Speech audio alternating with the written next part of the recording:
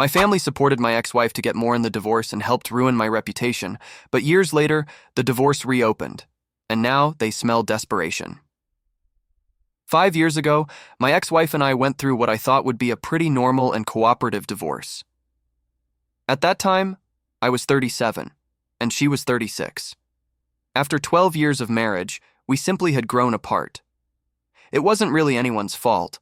We both agreed that it was time to move on, and we decided to split everything 50-50, including custody of our 2 children, who were 6 and 4 years old back then. We even talked about using a mediator to keep everything simple and calm. I thought we were handling it like adults. Honestly, I was quite proud of how mature we were being, but to say that I was wrong is putting it mildly. My ex suddenly decided she wanted more from the divorce.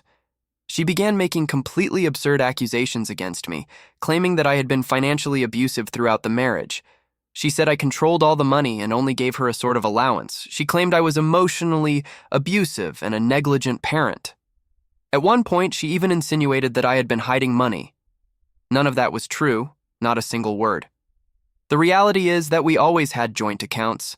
I never controlled her spending or limited what she could do with our money. In fact, I always encouraged us to manage our finances together because I thought we were a team. As for being negligent or abusive, that's just not me. I love my kids and have always been present in their lives. I never heard a single complaint from them about anything during our marriage. All these accusations came to light when my ex-wife decided she wanted more in the divorce, and then things got worse. She filed documents in court accusing me of all sorts of things, being a distant father, verbally abusing her, and controlling every one of her movements. She twisted small moments from our marriage into something ugly. It was like living in a nightmare, where the person you trusted most suddenly becomes someone you don't even recognize. What made it even harder was how my family reacted. I thought at least they would be on my side. They knew me. They had seen me as a husband and father, so they would surely see through the lies, right? Wrong. Instead, my own parents and siblings believed her instead of me.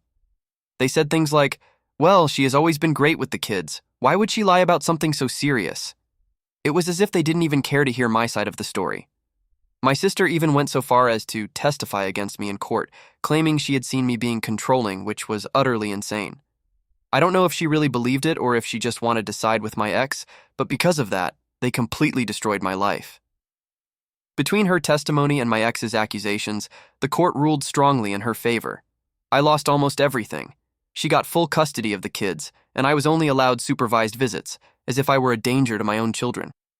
On top of that, I had to pay way more in child support than we had initially agreed. All of this devastated me.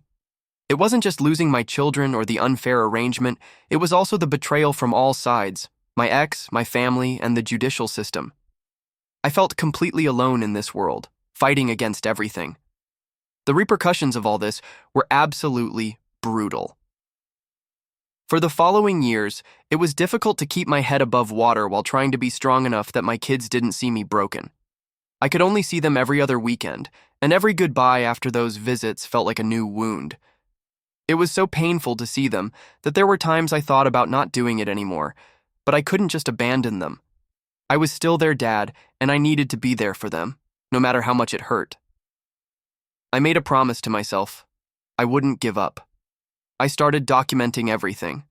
I saved every email, recorded every interaction, and even sought out old records from our marriage. I wanted to be prepared in case the truth ever came out. At the same time, I began therapy. I needed help dealing with the betrayal, loneliness, and pain of what was happening in my life. It was clear I couldn't get through this alone. Meanwhile, my ex was thriving.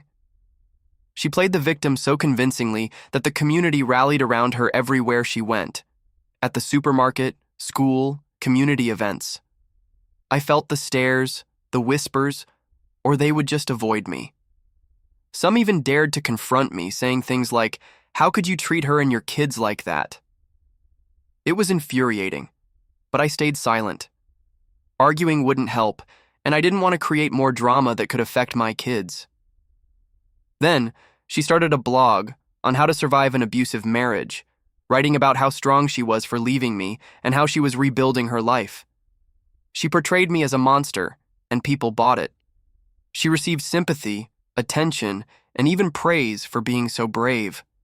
It was maddening, but I forced myself to focus on my kids.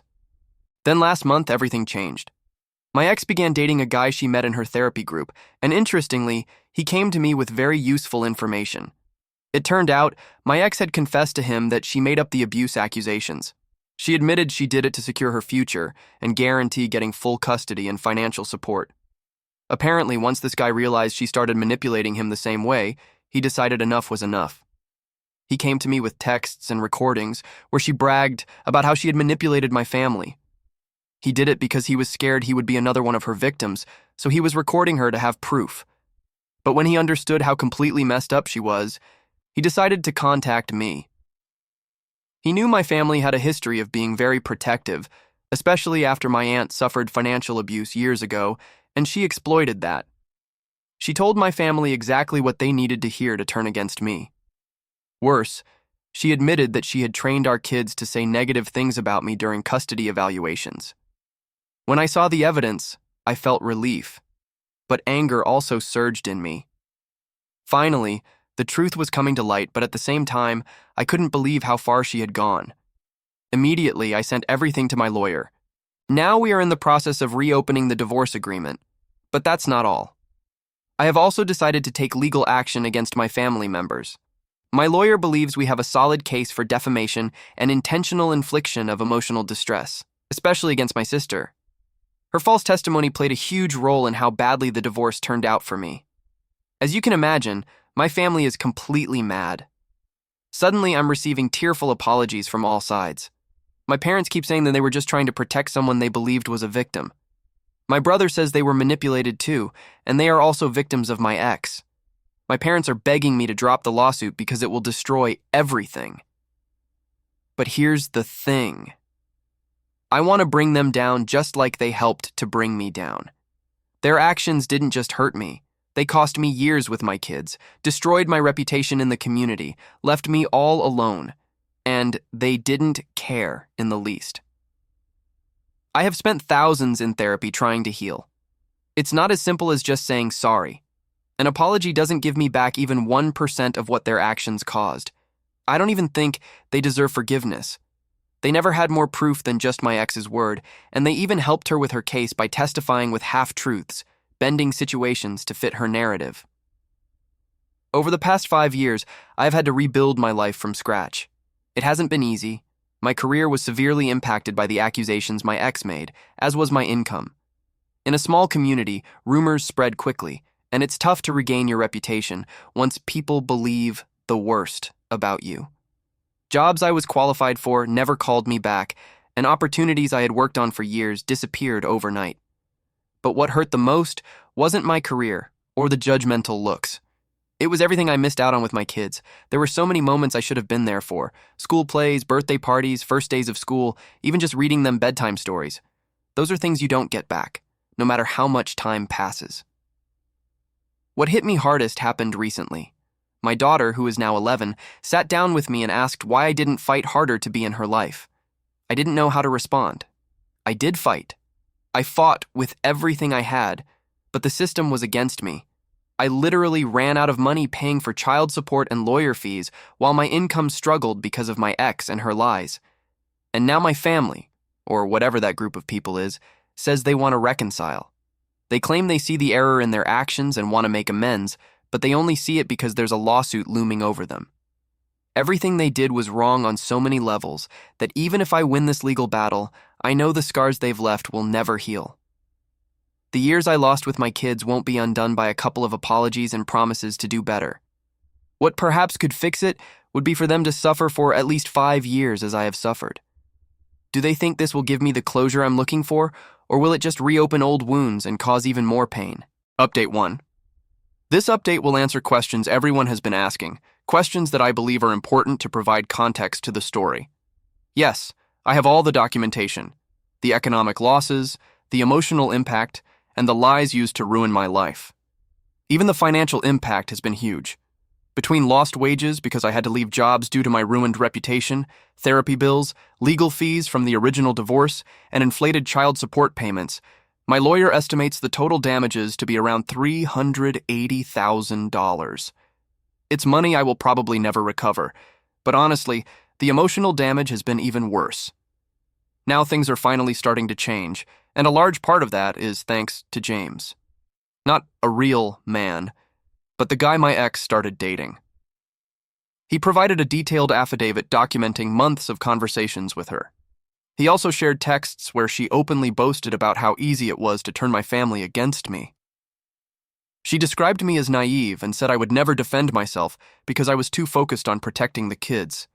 She even laughed about how predictable I was. James told me he decided to speak up because he saw her starting to invent the same lies about him. Apparently, when he confronted her over some suspicious financial transactions, she began accusing him of being controlling. That's when he realized that the night could fall for him too. Since the truth came out, my kids have been spending more time with me. They're angry at their mother, but also very confused. The other day, my daughter asked why her mom would say such horrible things about me. I didn't know how to respond without making things worse, so I told her that sometimes people make bad choices when they're scared or hurt. It wasn't a perfect answer, but it was the best I could say in that moment. My son has also started to open up more. He told me that when he was younger, he felt guilty for enjoying the weekends with me because his mom got mad if he talked too much about it. His mom has not only been awful to me, she's been terrible to my kids. The legal battle is still ongoing, but we have a hearing next week. My lawyer believes the new evidence will lead to changes in the custody agreement, which is by far what matters most to me. Although the financial agreement is also in question. As for my family, things are what they are. My sister showed up at my house a few days ago, crying and begging me to drop the lawsuit. She said she could lose her job if this becomes public because she works at a school and might have a criminal record for her false testimony. Yes, she also used some tears in her false testimony, but the tears she shed then were real because she was heartbroken over losing everything. I'm far from letting myself be manipulated again. Like the judge made a choice and chose to betray me, I made sure to make that clear to him. He accused me of being vengeful, and of course I am. Does he expect me to forgive her just like that? My parents are very worried about her, but also about my sister because she's the most complicated part thanks to her testimony. They weren't worried about me when my life was ruined. On the other hand, some old friends of my ex have reached out to me, some admitting she used to joke about how she was playing the system when she drank too much. Now they're willing to provide statements about what they knew. One even apologized, saying they always had doubts about my ex's stories, but they didn't want to jeopardize their friendship by speaking up. It's nice to have people on my side now, but deep down, I would like to send them all to the same place as my ex, my sister, and my whole family. Still, I have to play my cards right because they are more evidence to help sink them. For now, I will treat them as friends until they help. The only genuine support I've received is from those who have listened to many stories similar to mine. Update 2. The hearing went better than I'd hoped. The judge was visibly upset after hearing the evidence presented by James and reading the affidavits from my ex's former friends. But the moment that truly impacted was when they played a recording of my ex laughing while saying that my sister would believe anything because she always wanted to be the family hero. This has been a very precise description of my sister wanting to be the hero. She enjoys being important and championing noble causes, so she was very easily seduced into my ex-wife's cause. The judge didn't hold back and temporarily changed the custody to supervised visits for my ex, while I got full custody until a new complete custody assessment can be done. This is the best news I've had in a long time. Shortly after the hearing, my lawyer received an interesting call from my family's lawyer. They offered a settlement to cover my therapy costs and help with the legal fees to reopen the divorce case. At first, it seemed like a step in the right direction, but there were warning signs. The amount they're offering doesn't even come close to the damages we're claiming, and on top of that, they demand a confidentiality agreement. Basically, they want to sweep everything under the rug, and that doesn't seem fair to me. The money is important, of course, but the social condemnation and my kids have been more. Getting away with it with just a bit of money doesn't seem fair. Accepting the agreement would spare me and my kids more drama and extended legal battles. But at the same time, I feel the truth must come to light. My sister not only harmed me, She is a teacher and has testified in other custody cases using her expert opinion to sway decisions regarding other kids' lives. How many more families has she affected with her biases and lack of integrity? Exposing what she did could prevent her from harming someone else in the future. As for my ex, she tried to discredit James by saying he was just a resentful ex, but that backfired when the evidence from his friends was presented that said the same experience. It's nice to have them in my corner now, but it's also frustrating that if they had spoken out earlier, maybe all this could have been avoided. On a slightly positive note, some neighbors have started to reach out now that the truth is coming to light. People who kept their distance for years are now coming to apologize or offer support. Some even brought food or invited me over for coffee. It's a response from people that feels bittersweet. It comes a bit late, like everything, but at least it's coming. It could have not come at all. As for my kids, they're slowly adapting, but they're doing it. My daughter spends more time with me, helps with dinner, and asks me for advice on her school projects. My son is still a bit reserved, but he's starting to open up. The other day he asked me if we could build a birdhouse together. I don't know how to build one, but I see it as a good project for both of us to learn. I just hope I don't hurt a bird in the process. Regarding the settlement agreement, my decision leans toward rejecting it. I still need an in-person discussion with my lawyer to see our options, since he's going to tell me about the chances of winning a trial against my parents. Update 3. After thinking it over and talking with my lawyer, I have decided to reject the settlement offer. I think the vast majority agree, and here are my reasons. First, the settlement included a confidentiality agreement, which would prevent me from warning others about the dangers of false testimony in divorce cases. It would also prevent people from knowing the truth about me, which wouldn't help to rehabilitate my image. Second, the settlement doesn't even come close to covering all the damages my family has caused. It feels more like an attempt to save face rather than a genuine act of reparations. When we add in the emotional cost, what my parents offered isn't even 15%. But the most important reason why I rejected it is that my kids deserve to see that standing up for what is right matters. I want to teach them that integrity and accountability are non-negotiable, even when it's difficult. Today was our first civil trial hearing, and it was intense. My family's lawyer tried to argue that they were also victims of manipulation, as if that excused them because they had good intentions. If they are manipulated victims, then they should sue my ex to recover what they're going to lose. Fortunately, the judge isn't here for their nonsense and pointed out that adults are responsible for their own decisions, and having good intentions does not justify perjury.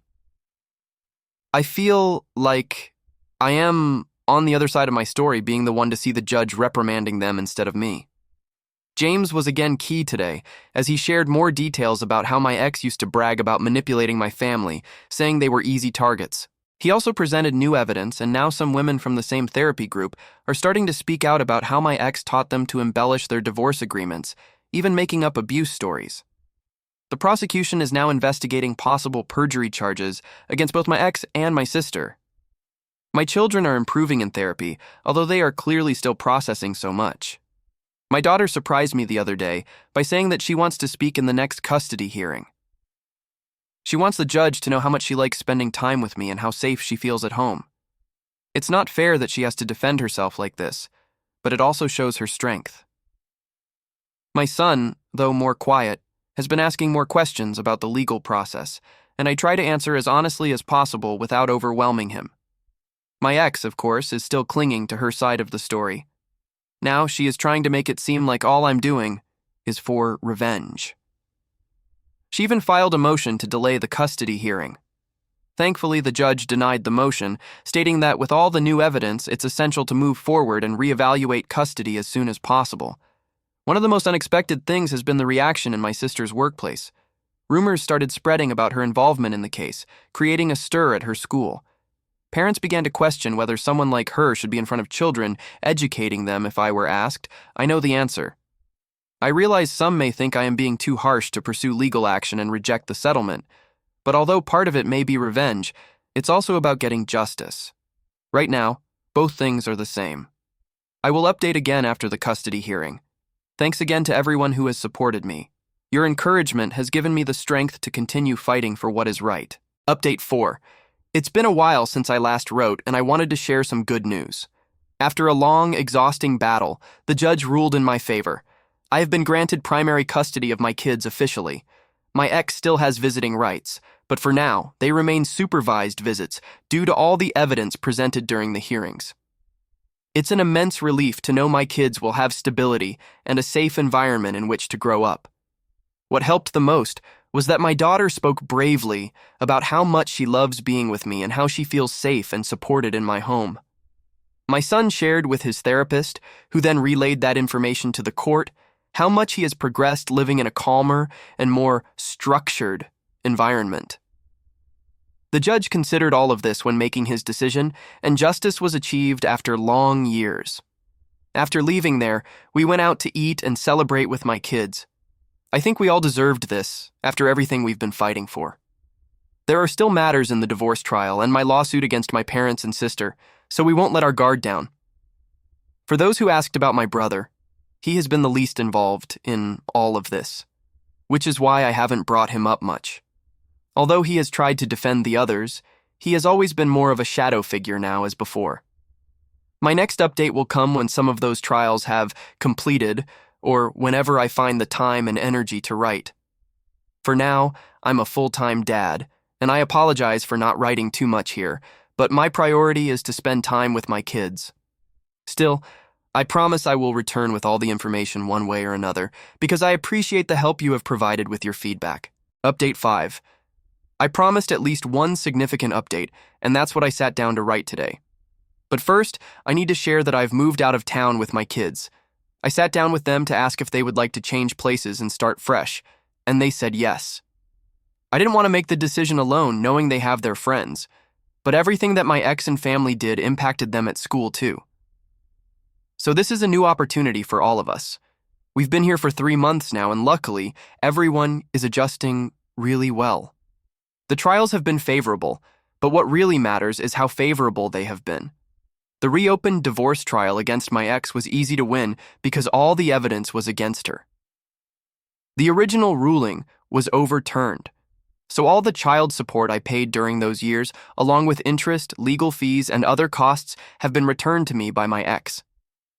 She had to sell the house she bought with the initial divorce settlement just to be able to pay me back, and even then, it wasn't enough.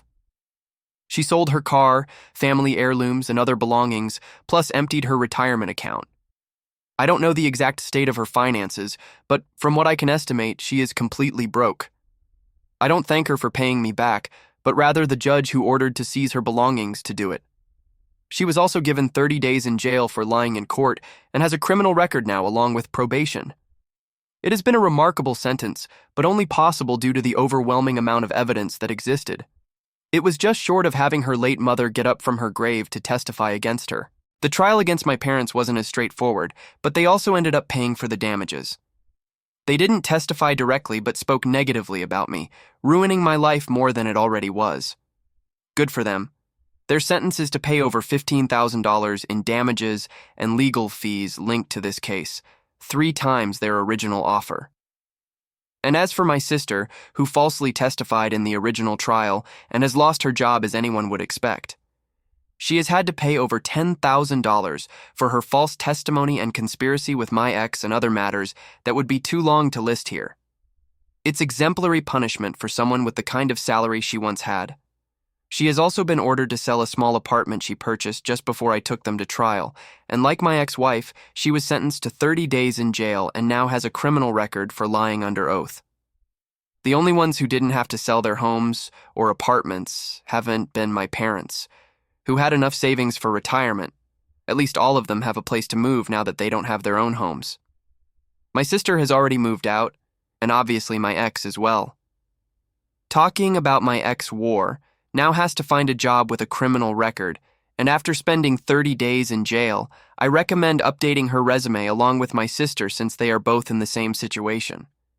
Even though I know my ex is seeking to move close enough to see the kids, it's no coincidence we chose an expensive area to move to. Now that I've got back over $800,000 among all of them, I know my ex will not be able to afford living here. On top of that, the area has very nice schools for my kids and better job opportunities for me. The last time she visited, she had to sleep in her car because she couldn't afford a hotel. I firmly told her no when she asked to stay in the guest room. Now it's a goodbye because I've kept my word to update you on everything that has happened in my life. A life that now has a fresh start, filled with more happiness than ever.